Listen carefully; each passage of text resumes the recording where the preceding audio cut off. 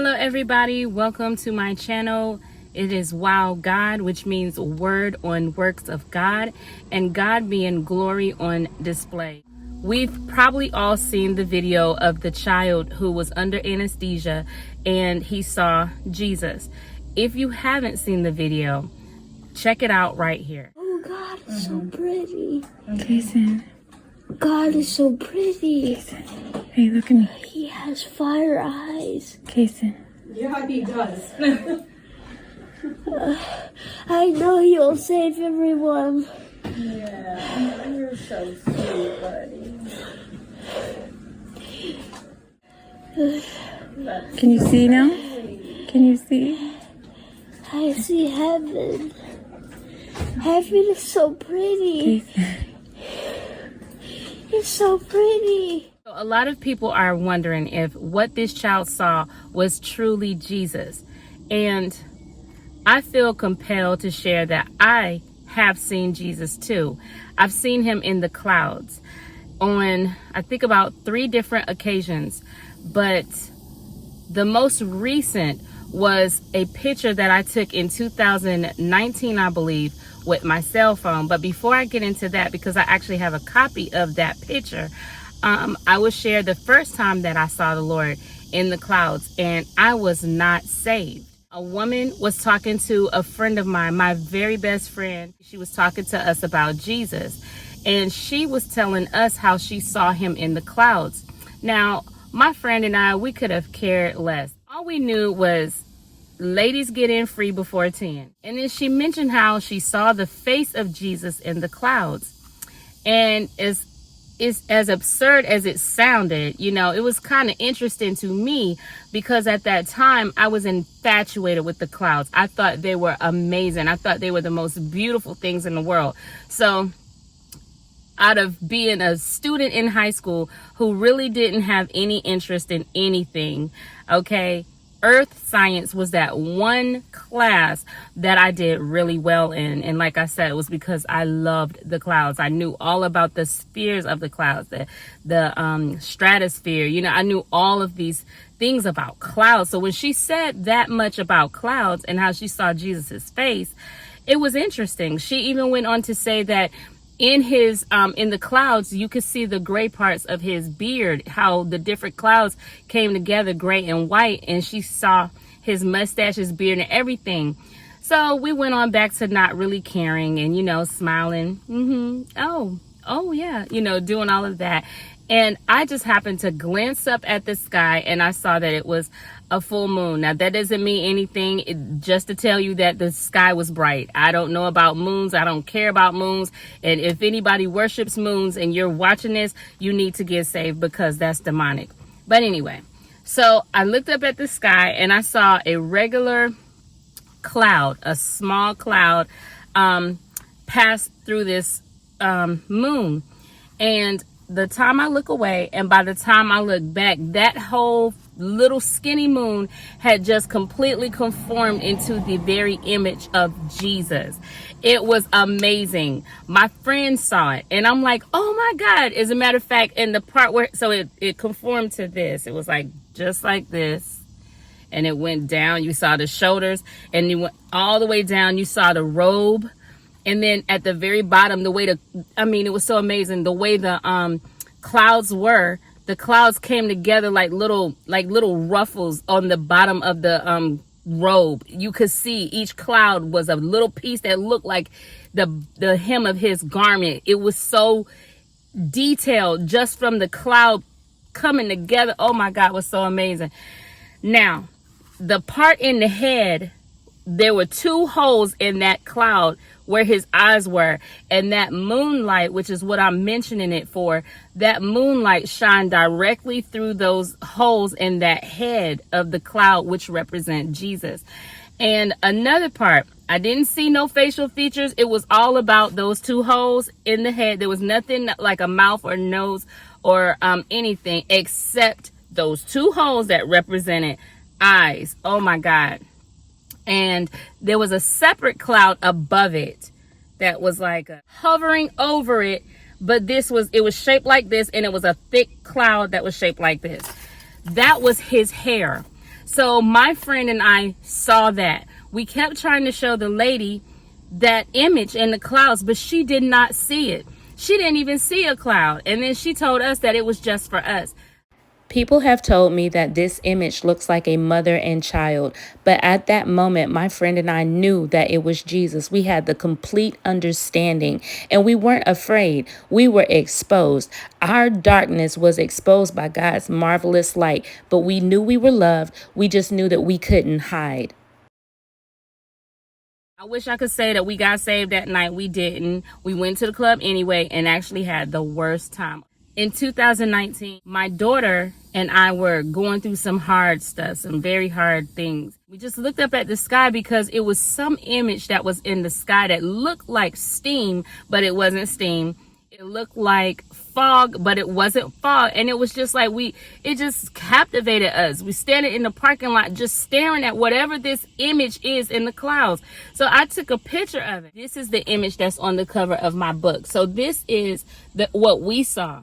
So I hope you can recognize this, because when I had my book made, I made my graphic designer highlight. She didn't draw anything. She didn't add anything.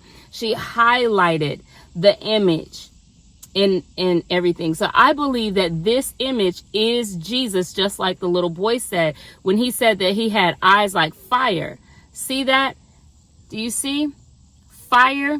Can you see that this is it looks like his cloud. It looks like his wing. You see a wing right there?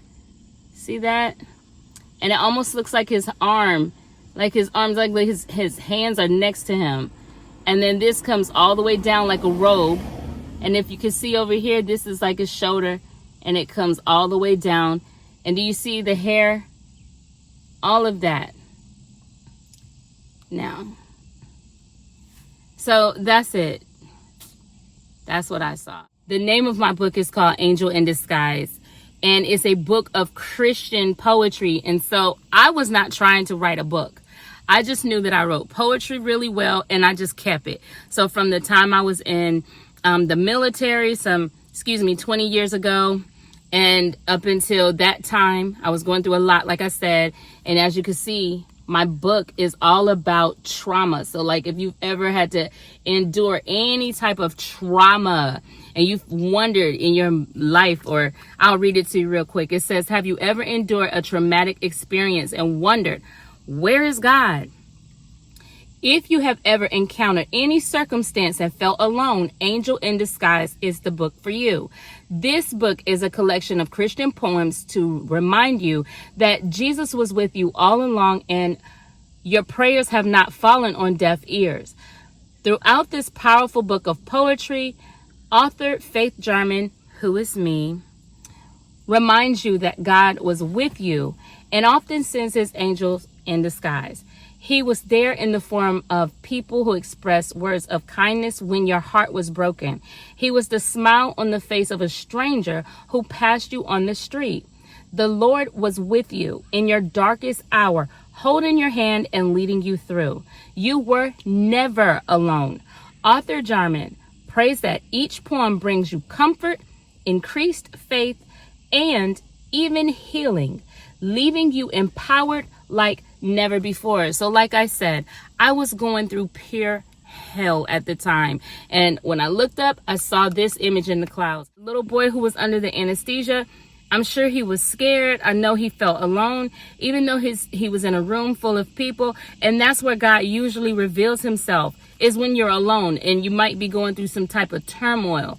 And I'm just here to tell you that not to promote my book, but yes, to promote my book, because God gave me poetry that has either a testimony in it, like this, when my father died and I was in college full time and I wanted to quit, or my very first poem, which is called Love Is, when I wasn't even serving God like that. He gave me a poem, I could hear his voice, and I wrote down what I heard. I was not trying to write. I just heard the Lord speak to me after seeing him reveal himself to me in the clouds with my friend. You know, by this time I was in the Navy, you know, I was stationed in Virginia, and I was sitting in my barracks, and the Lord led me to write everything that I heard in my spirit. I think at the time I was probably about 21 or 22, and I wrote it down. And this poem is a testimony too, because not only is it my first poem where I actually heard the Lord telling me what to write, but my mother and I did not have a very good relationship at all. And when the Lord gave me this whole poem, the way I needed to end it, I couldn't end it unless I called my mom, which was the Lord telling me to call my mother and ask her for the ending of it. That was it. If you have a strained relationship with your children, if you have a family issue, anything you're going through, even in your own self, if you feel like you don't know what love is, the name of this poem is called Love Is, okay? And I'm going to read it to you, and I just pray that it is a blessing to you. It is, love is. Love is not getting what we want until we whine or cry. And when we still don't get what we want, love doesn't lie.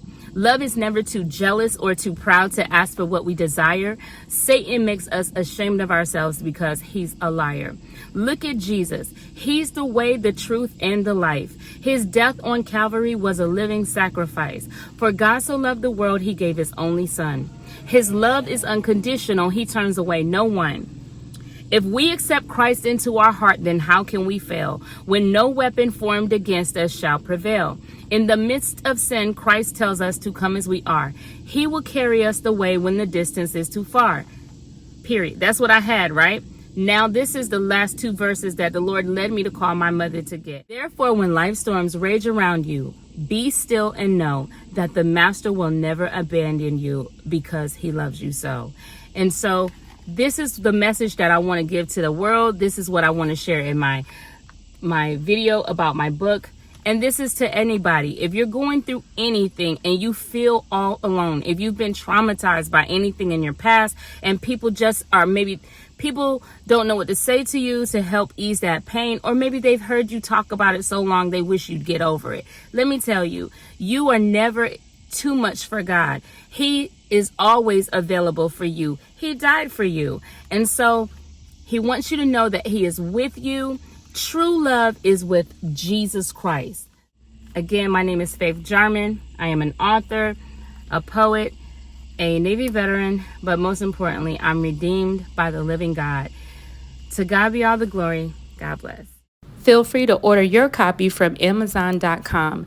Through this powerful book of poetry, God will usher you into your destiny.